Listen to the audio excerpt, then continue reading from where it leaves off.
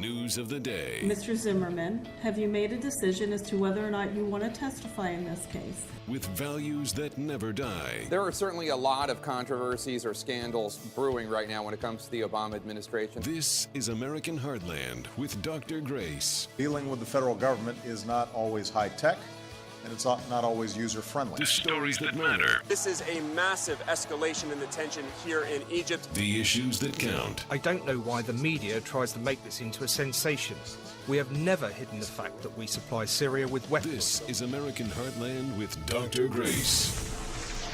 He's got the red, white, blue flying high on the farm. Semper Fi tattooed on his left arm. Spend a little more in the store for a tag, and the back it says USA. Welcome, North Carolina. You're listening to Dr. Grace, the editor of Politics and Culture at worldtribune.com, and your host on American Heartland with Dr. Grace on WTSB. Thank you for sharing your Saturday afternoon with us. We have another jam-packed show for you, including discussion of taking responsibility for scandalous behavior. We are also going to address more problems in Obamacare and Bill Clinton's attempt to address those. We have Nancy Morgan, who is going to speak to us about the conservative movement and the fissures within the Republican Party today. But before we get to all of that, the topic on everybody's mind is the ongoing crisis in Syria.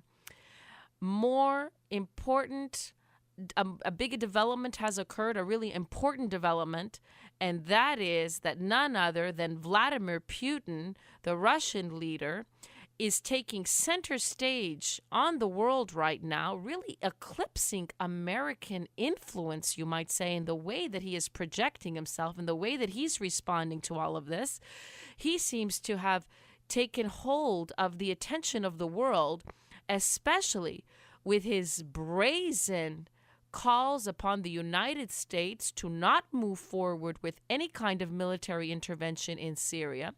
And even more than that, he has blatantly and forthrightly accused America's Secretary of State of being a liar.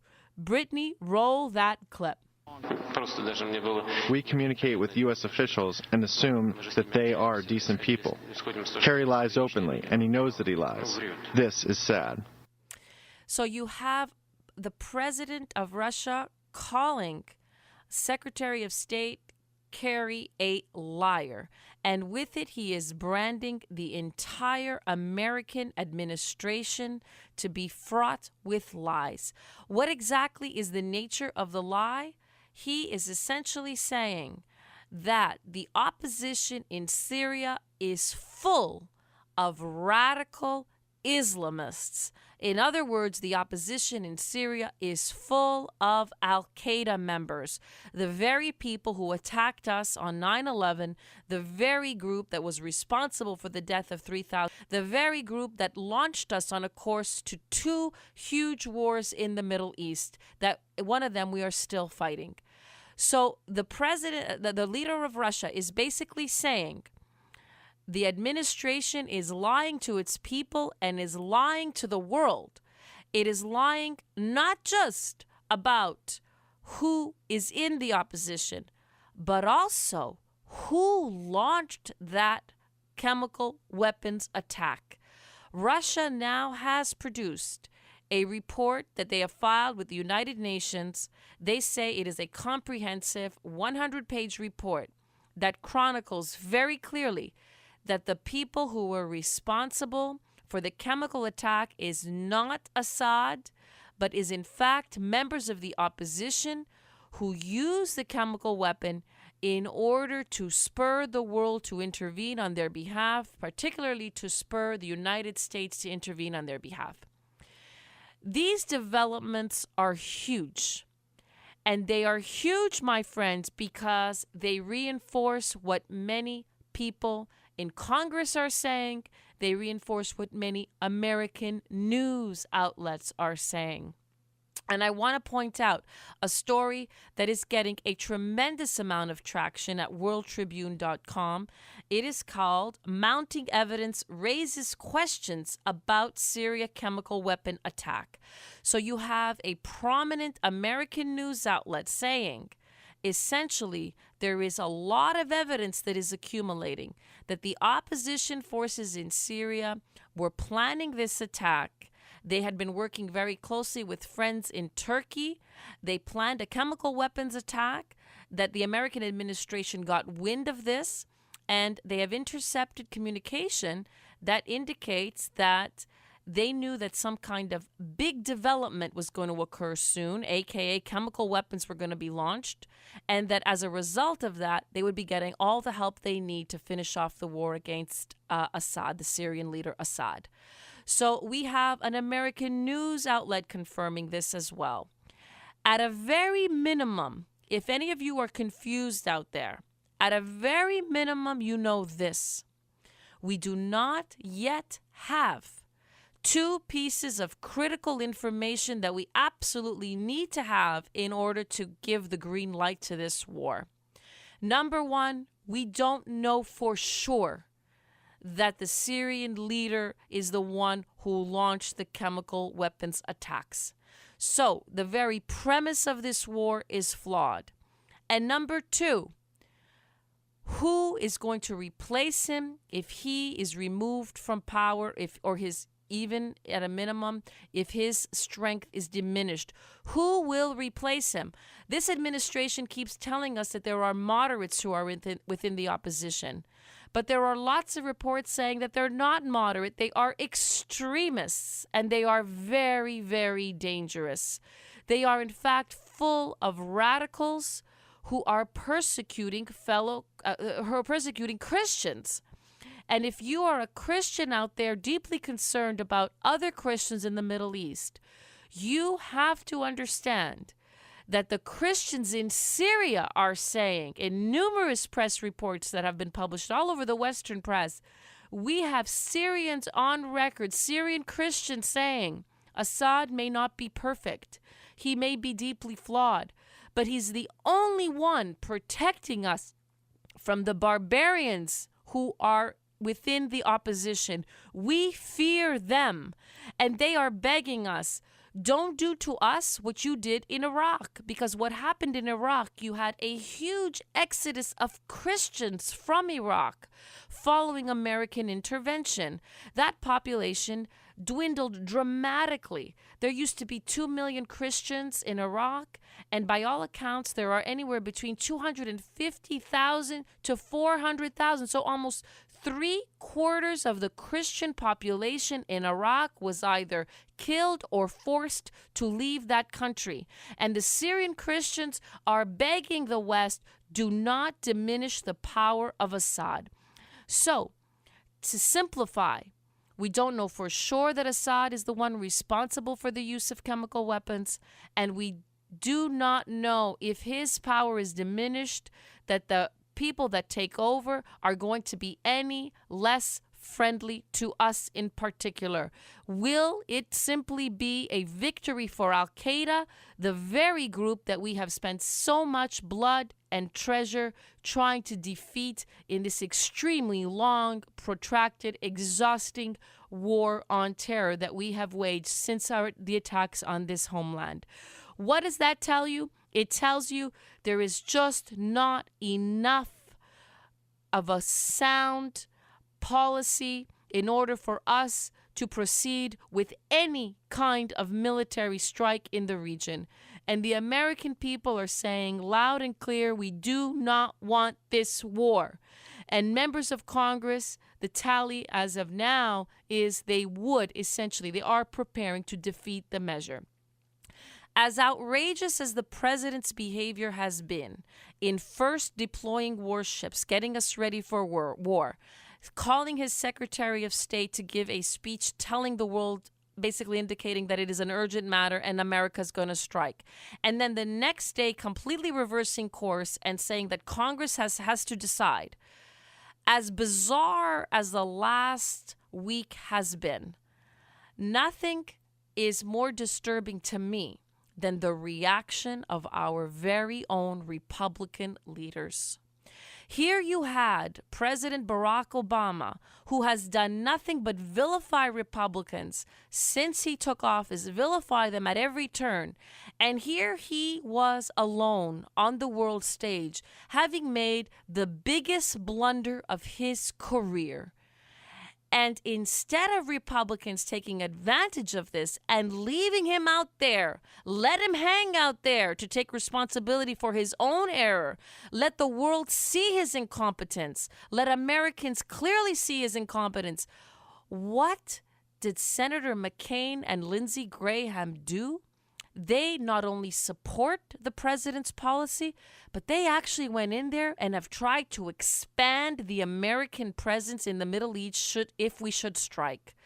Brittany, can you roll that clip of McCain?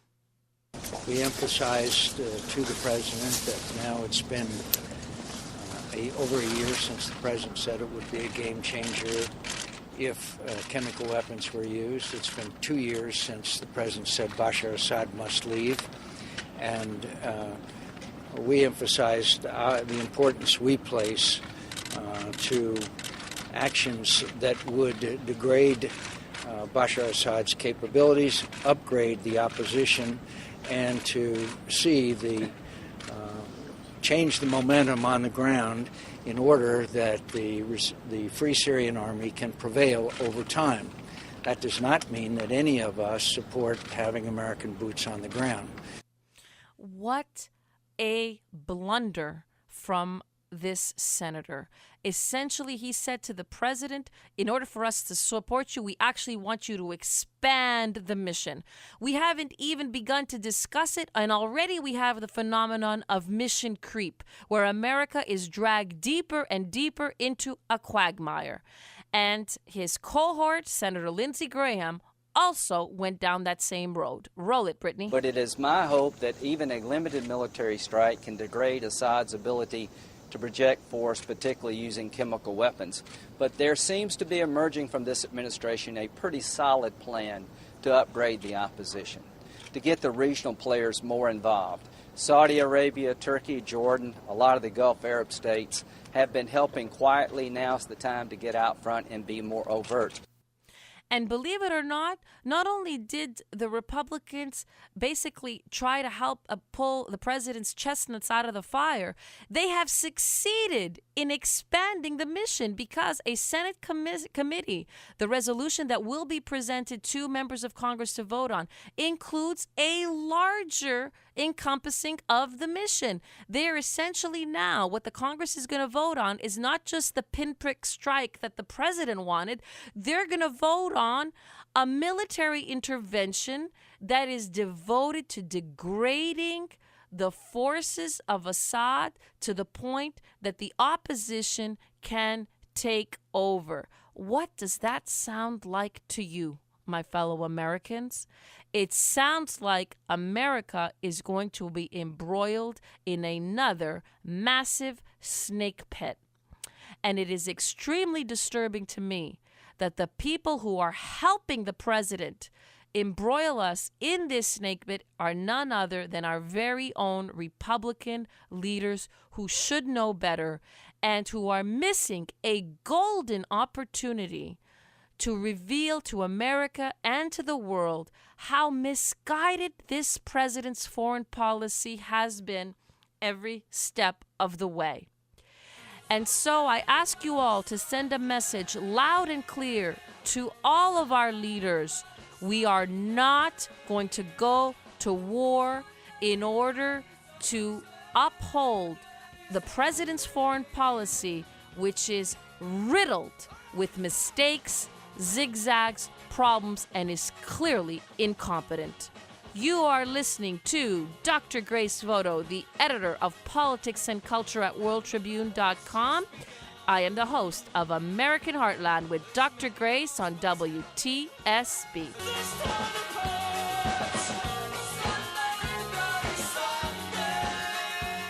News of the day with values that never die. The stories that matter, the issues that count. This is American Heartland with Dr. Grace.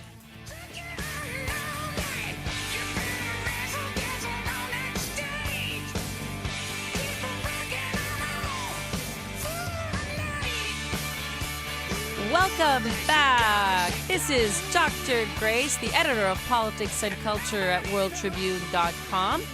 You know, it seems that every time the President of the United States is in trouble, he calls none other than Democrat Bill Clinton to help restore his credibility, restore his standing in some way.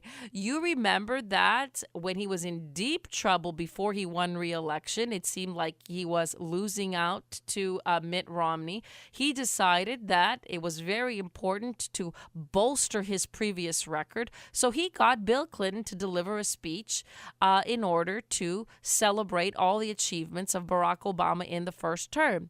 And by all accounts, that speech turned out to be very effective because essentially Bill Clinton gave his stamp of approval on everything that the president had done and encouraged the Democrats to continue to support him with great enthusiasm. You know, at the time, to me, it looked like a bad move because it seemed to me that it was clearly a move of desperation. I think if you've got to call a previous leader to come defend your record, that shows you to be very weak. Nonetheless, the people bought it, and this man won re-election. And what's happening now? Not only is his foreign policy blowing up in smoke, but his signature domestic achievement, Obamacare, is riddled with problems. So much so that even the president himself is delaying key segments of it, and he's also trying to push a plan to exempt certain members of Congress from the very plan that he says is supposed to be good for all of us. The Obamacare scheme is so problematic that even Bill Clinton, the best that he could do is to give a rather tepid endorsement of it and a rather tepid way forward in all of this.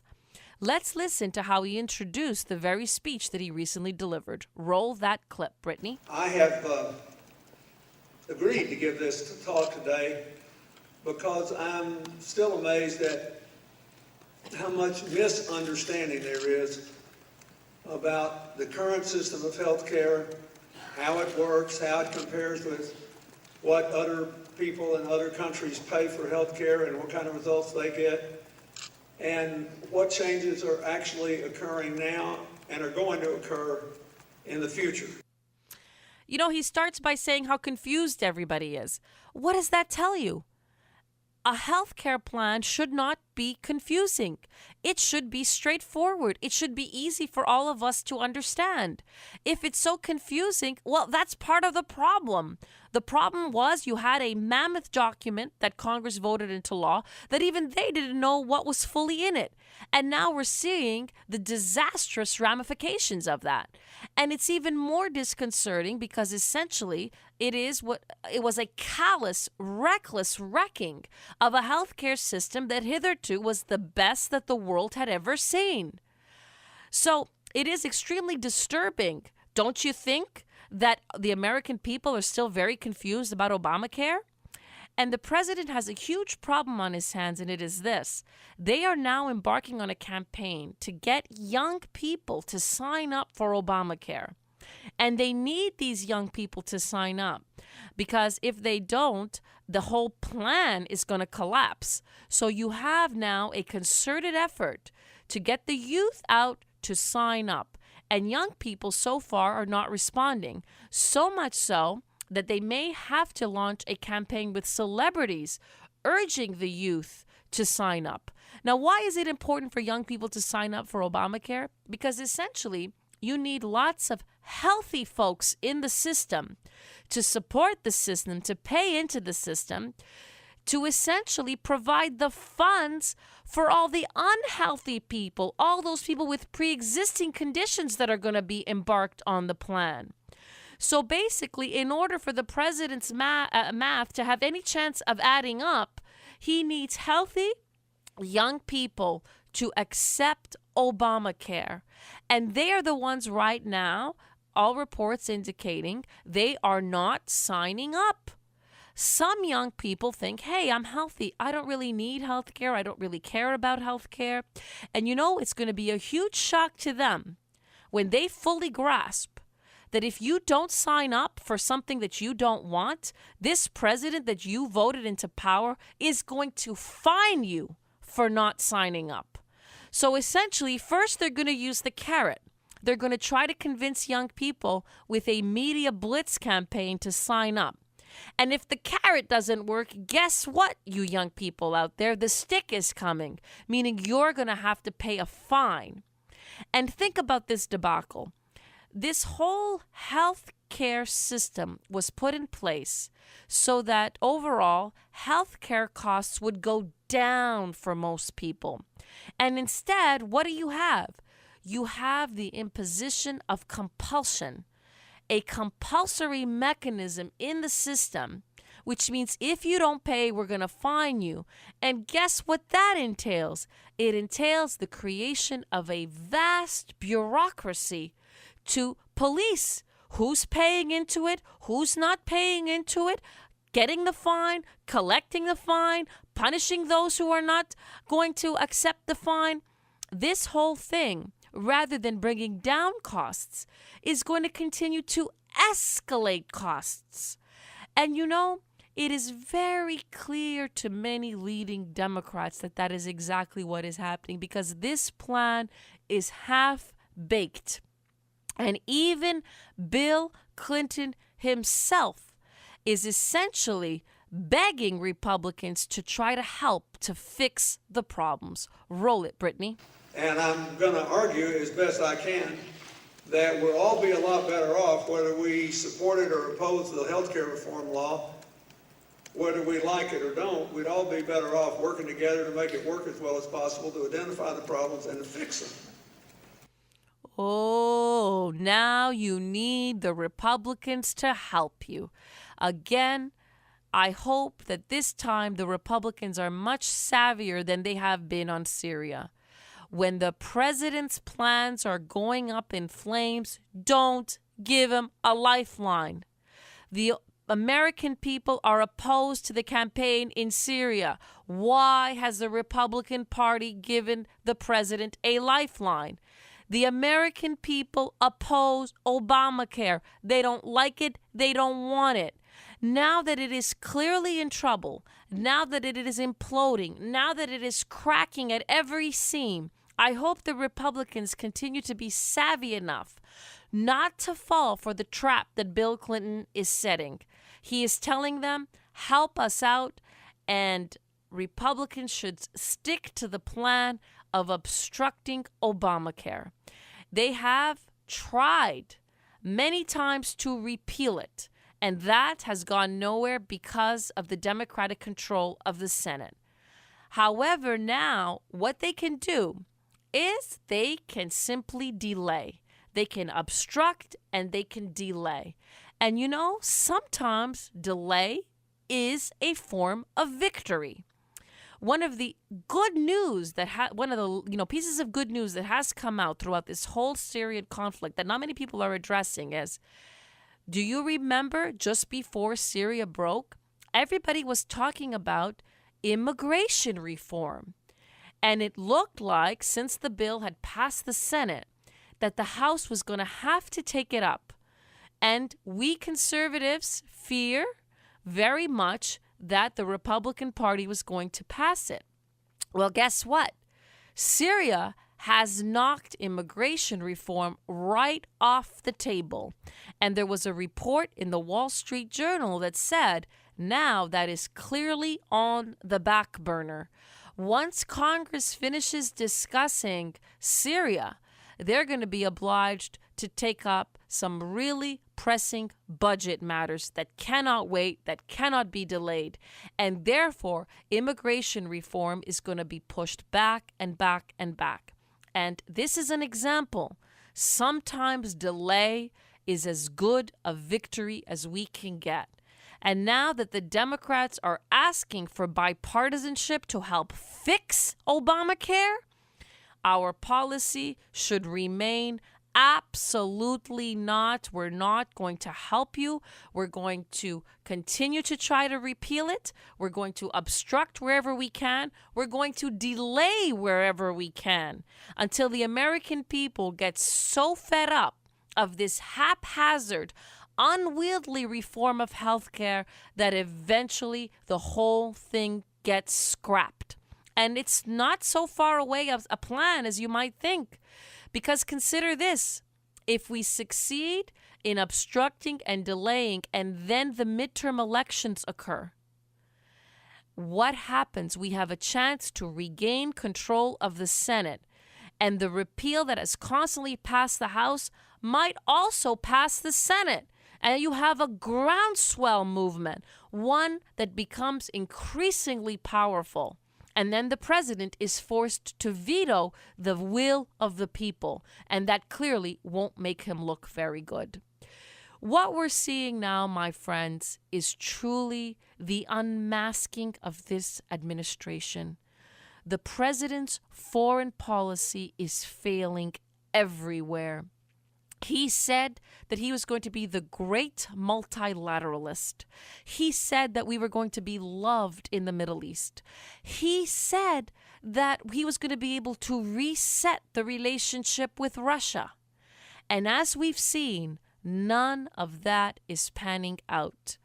He, in fact, augmented the war powers in Afghanistan. He basically sanctioned a surge there. He waged a war in Libya, and now he is trying to wage a war in Syria.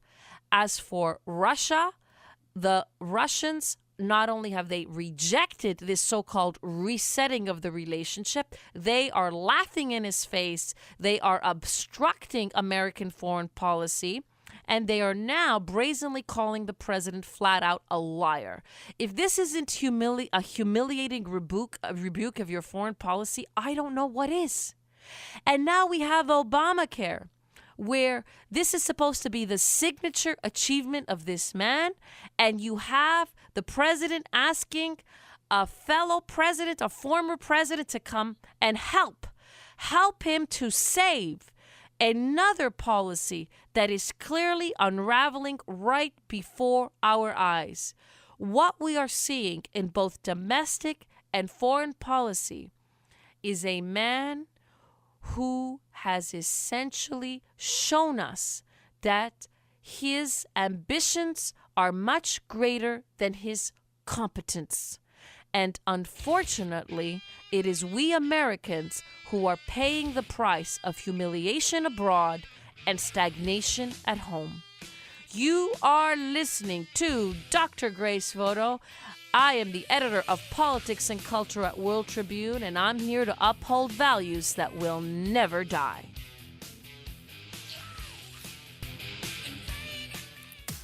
This is American Heartland with Dr. Grace. The stories that matter, the issues that count. This is American Heartland with Dr. Grace. Maybe over, but it won't stop there. I am here for you, if you'd only care. You touched my heart, you touched my soul, you changed my life and all my goals. And love is blind, and that I knew when my heart was blinded by you. Have kissed your lips. Welcome back, North Carolina. You're listening to Dr. Grace on American Heartland. You know, I love that mournful song because it kind of captures the feeling I have in my heart when I think about the Republican Party. It just keeps letting me down. And I wonder if you all out there feel the same. Today we are joined by a really gutsy commentator, a great writer, a brilliant woman, and a brilliant editor. She founded Right Bias. It is a news and opinion website which basically chronicles the conservative movement. And its motto is conservative news 24/7. And here she is, Ms. Nancy Morgan. Welcome, Nancy. Hi, is this Grace? Yes, this is she. How are you? I am just fine. It's so nice to hear the voice behind those interesting articles. Well, it is such a pleasure to talk to you, and I so admire what you have done with Right Bias and also your own writing, which is so fierce and so courageous and so often uncompromising and also politically incorrect. And you know, Nancy, I was wondering what you think about the Republican Party today, what it is doing, how it is handling the second term of Obama's presidency, particularly how do you think that it has responded to the Syria crisis? Politics is such a dirty game. I won't say that I have lost faith in the Republican Party, but more and more, whenever any politician is out there with a soundbite, I feel patronized, and I say, why am I even listening to this? I'm not getting the straight poop. As far as the Republicans and the Republican Party, I'm a firm believer in that, results count. Talk is cheap, and results count. The Republican Party, just last week, they banned the Heritage Organization, which is one of the premier conservative organizations run by former South Carolina Senator Jim DeMint, who's really, changing it and getting conservative viewpoints out there. And the Republicans actually banned them from their weekly planning meeting, which had history of decades-long, participation, coordination with this conservative group, and they were banned. So more and more, I, like most people, we don't really know what's going on with Republican leadership because everything these days is sound bites. Everything these days is predicated on FaceTime, and Republicans, because of the old media, the mainstream media, they don't get FaceTime unless they sign on to some of Obama's agenda. I mean, look at McCain and Graham, for goodness sakes.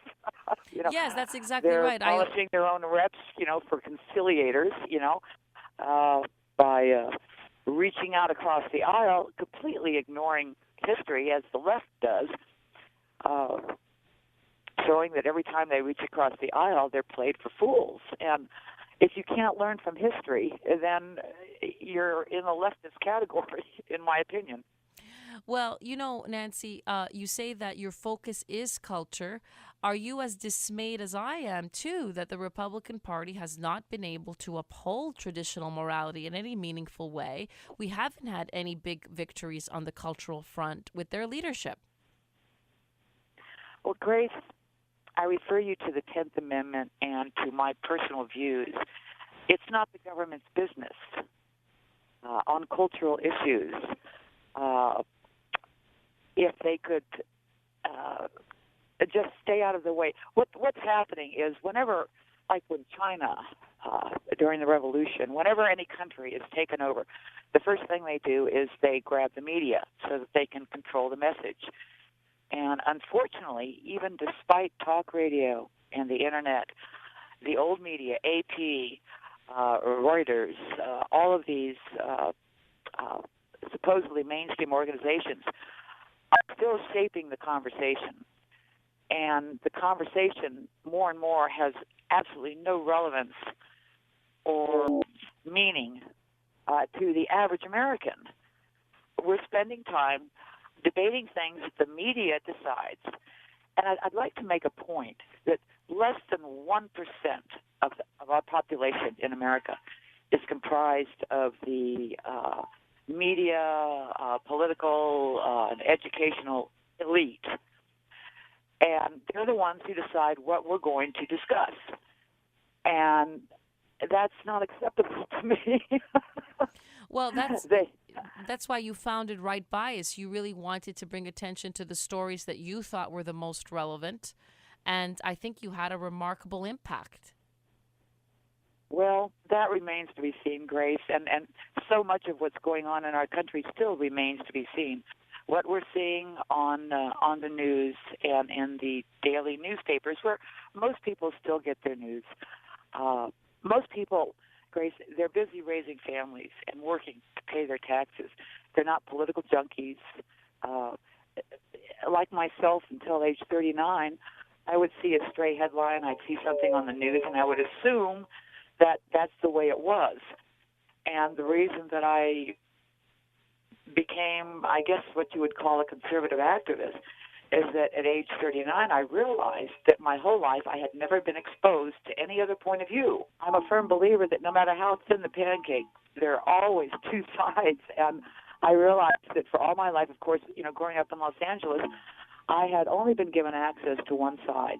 And when I found out at age 39 that there was a whole other point of view that I had never been exposed to, I got extremely angry, and that motivated me for the next 20 years to make available the conservative point of view. I am increasingly frustrated that facts don't matter anymore. Yes, and you said, you said most people are out there just trying to raise their families. They're not necessarily politically engaged. But one of the problems now, Nancy, is that they're kind of almost compelled to be, because, you see an economy that's just not moving forward, and therefore it requires political engagement to decipher what to do next for this country.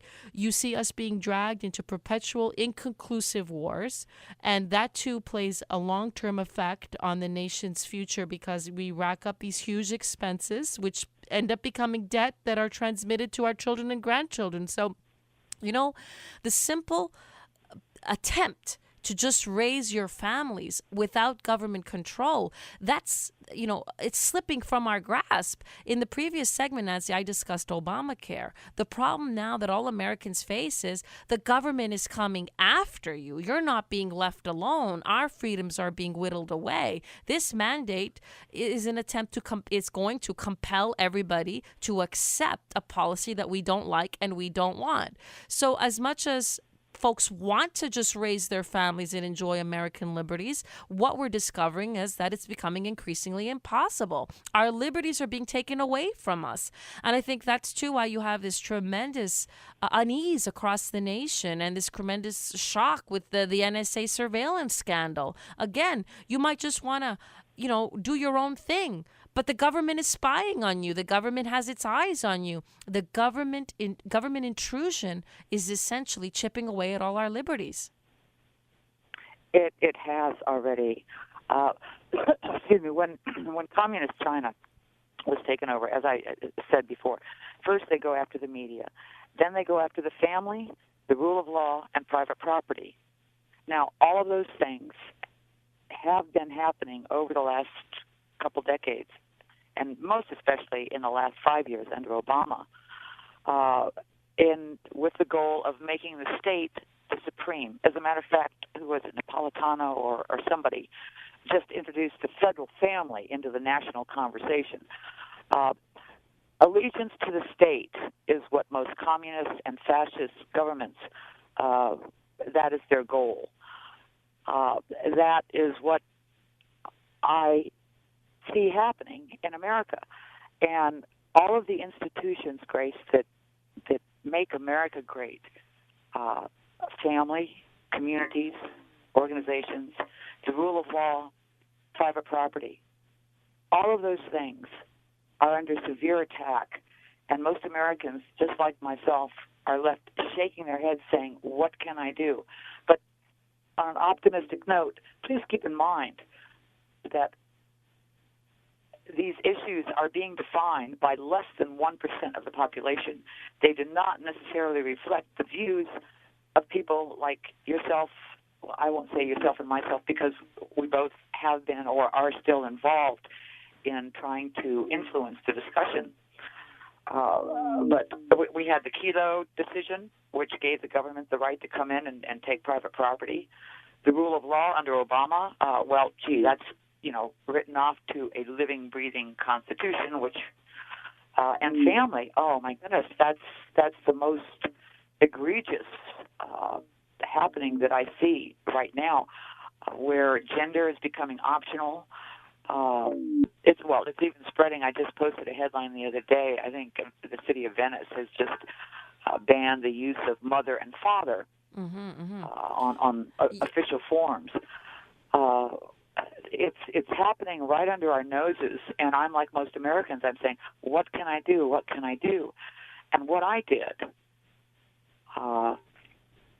is, first of all, I quit wasting my time listening to the national news.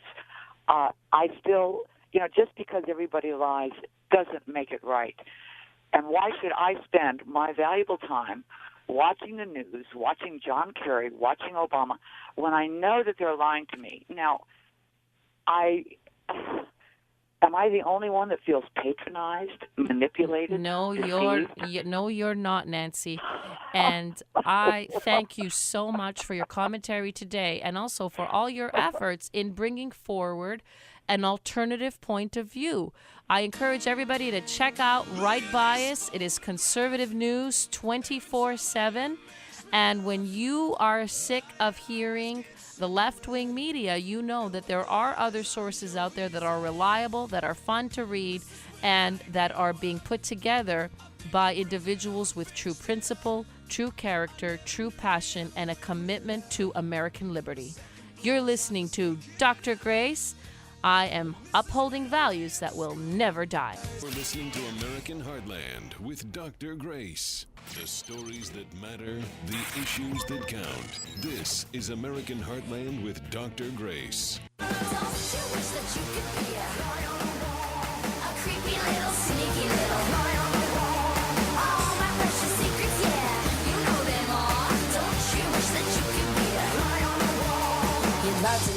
Welcome back. Scandal, scandal, scandal. How do you cope with scandal? What happens when you are responsible for scandal? In this segment, we're going to discuss two people that have made headlines due to their scandalous behavior. One of them most recently is Anthony Weiner. He had a really heated exchange with someone in a shop, and that occurred in Brooklyn. He continues to run for mayor of New York. And in this confrontation, you can see how disgusted some people are with his behavior.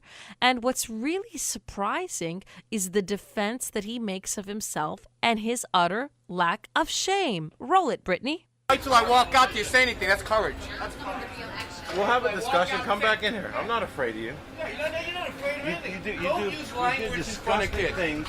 You have a nerve to even walk around in public. And you're a perfect person? I'm not You're perfect. my judge? But you're my judge? didn't What do what you rabbi did. taught you that? I didn't do what What you rabbi did. taught you that you're my judge? You're fine. You talk Thank to you. God and Thank work you. out your problems, but stay out of the public Right. eye. No, That's I'm the not going to difference. stand with. That's not for you to judge, my friend. Yes. I don't take my judgment from you, and You're I don't bad- judge you. You're a bad example That's for the your people. judgment? No, that's obvious. Okay, Your no, that's behavior why we is have deviant. elections. It's That's not why they have normal elections. behavior. And you're perfect. You're going to judge me. I'm not running for office. You know who judges I'm me? not out there in the public. You know who judges me? I'm telling you, You what know you who did is judges me? disgusting. Go visit with It's your immoral. rabbi. It's Go visit immoral. with your rabbi. Shows you how much you And know. think about your wife. By the way, right? How could you take the person? By you're the most way, closest by the, to that is between me and her trust and my you, God, and not trust between you. and betray her. That's not Think up to about you. that. It's That's obvious. not up to you. It has nothing to do. It's Yeah, obvious you're trying to judge relationship me you have. because you obviously Think about believe it. you're superior. No, think about where what's you're normal. not. What's Not only normal? you're not superior, you I are never you are said I not was superior. You're But judging think me. about a normal Where do relationship. you get the morality There's to judge me? Because there's certain Do you know norms who judges that me? society has. Not you. Forget buddy. about anything else. Not you.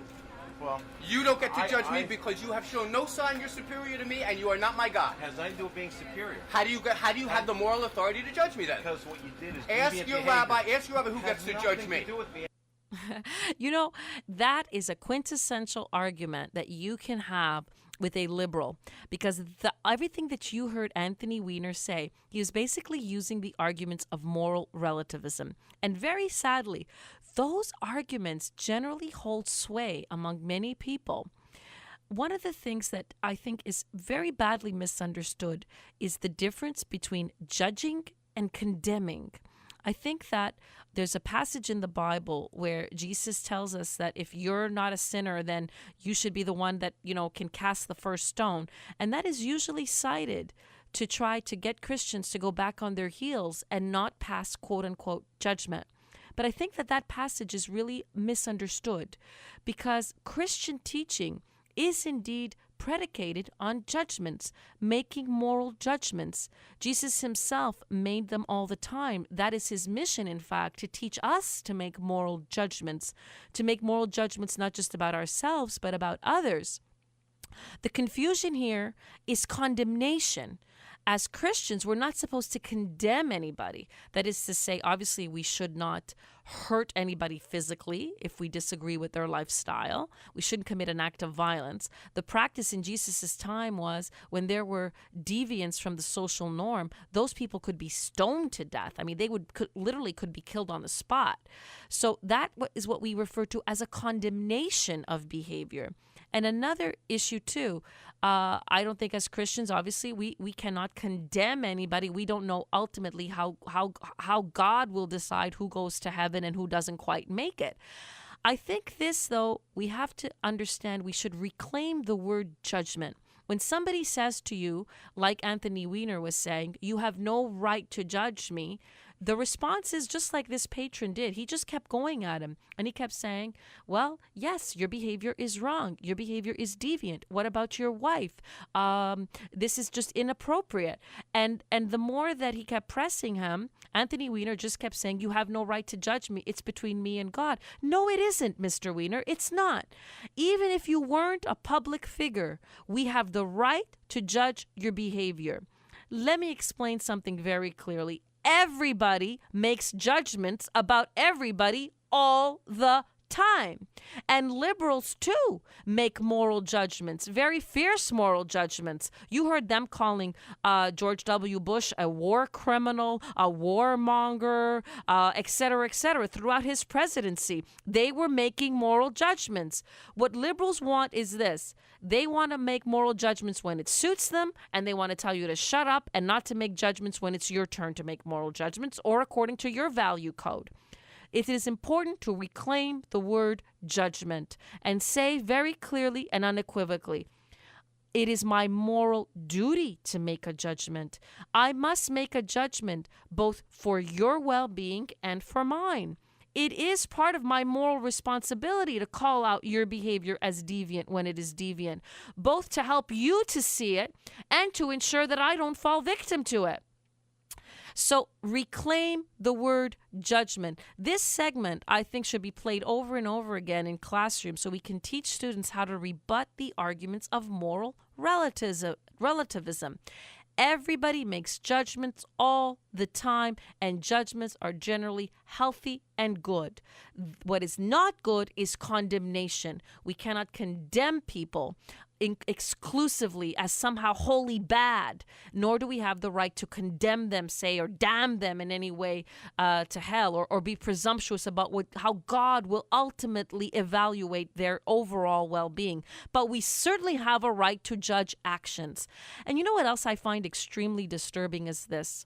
There used to be a very clear understanding in our culture that even if you fall victim to some kind of a temptation or you fall victim to some kind of a sin, keep it private. And if you can't keep it private, if somehow it spills out into the public realm, as has happened with Anthony Weiner, then once it becomes public, you're now embarking on an even bigger level of sin, which is you are setting a bad example, as that patron said. You are causing scandal. And why is scandal even a higher grade of sin than just personal sin? It is because you are possibly compelling others to follow suit. So let us also remember that. There are two levels of discussion when we talk about sin and we talk about scandal. One is personal sin. We may sometimes take even deep pity for somebody who is struggling with personal sin, a personal demon, a temptation that they're really trying to overcome, that they're really battling. All of us can certainly sympathize with that. But when that spills over into the public realm, I think the sympathy should stop there. Because at a minimum, you should take your deviant behavior private. Keep it private, because when it goes public, you risk endangering, contaminating, you risk essentially assaulting everybody else by your poor example. contaminating everybody else with your poor example. And the same thing applies to the other individual making headlines with her scandalous behavior. That's Miley Cyrus. Shortly after her now notorious performance at the Video Music Awards, she gave an interview in England to the British press saying that she is, quote unquote, deeply messed up, that she doesn't really get enough sleep. And it seemed to be some kind of an apology. But then she thought better of it and came back with this statement. Roll it, Brittany. I've seen this play out so many times. How many times have we seen this play out in pop music? You know now. You know what's happened. Madonna's done it. Britney's done it. Every VMA performance, anyone that performs, that's what you're looking for. You're wanting to make history. Me and Robin the whole time said, we're about to make history right now. What's amazing is I think now we're 3 days later and people are still talking about it. They're overthinking it. You're thinking about it more than I thought about it when I did it. Like, I didn't even think about it because that's just me. Now, you see, this girl, she is so completely convoluted. First, she's saying she's completely messed up, which seemed to be some kind of an apology. And then she comes back saying that, she made history and she was cognizant that she was going to make history. And then at the end of that clip, she's saying that we're thinking about it more than she thought about it. Well, she just contradicted herself. If you're going to make history, that means people are going to talk about you. That means you're going to have a huge impact. And what she fails to recognize at the very end of that statement, she goes, well, that's just me being me. We don't care if you are personally messed up. If you are struggling with your own personal demons, those are your problems that you have a responsibility to address. Hopefully, you have the good sense at least to address those demons in private. But now what you're doing is you're taking it public, and in this last statement, you're actually defending and glorifying your notorious behavior because you're saying that you wanted to make history. And what is that? That is, I want to make history. I want to set an example which others will follow. Clearly, she followed in the footsteps of previous scandalous behavior, and now she wants to do the same thing. She deliberately wants to make history by setting a bad example. That is demonic. And I think we as a society should begin at least to push these individuals back into the private realm and insist you can do whatever you want to privately, but publicly, we are going to reclaim our standards of morality and decency because you are not going to contaminate the rest of us with your deviant behavior. So bravo to that shop patent who stood up to Anthony Weiner, and all of us should do the same every day when we are confronted with the very destructive ideology of moral relativism. And now I'd like to discuss my personal story.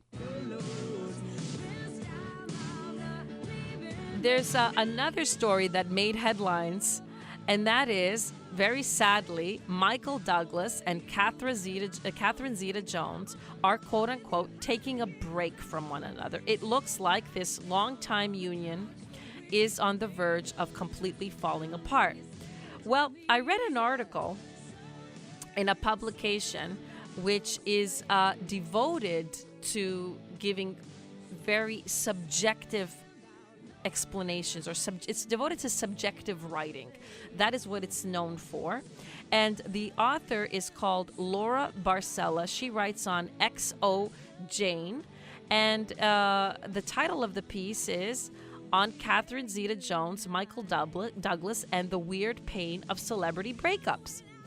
At the end of this article, where she explains how she's really disappointed, I realize now, quote unquote, that every love has limits, that being an adult is hard, that a perfect seeming relationship is never in fact perfect, that sometimes what we consider love is more like longing and fantasy.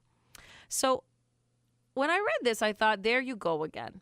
There are these liberals who try to tell us, just because somebody has broken up, that somehow love is a fantasy, that love is limited, that romantic eternal love doesn't exist. And this is another great lie that liberals perpetually perpetrate throughout our culture. Just because some people break up, it doesn't mean that eternal romantic love doesn't exist. It exists. We've seen it because there are those that we all know who have relationships that last a lifetime. My mother-in-law gave me great advice. She said that the key to a long and lasting relationship is to remember that if a romantic relationship works at 75%, it's a great success. And I think of that very fondly because I think so many breakups occur because of exceedingly high and unrealistic expectations. Well, my friends, love is real. Eternal love is real, regardless of who breaks up, regardless of what liberals say. This is Dr. Grace Vuoto, upholding values that will never die. This is America's voice for conservative values, Dr. Grace.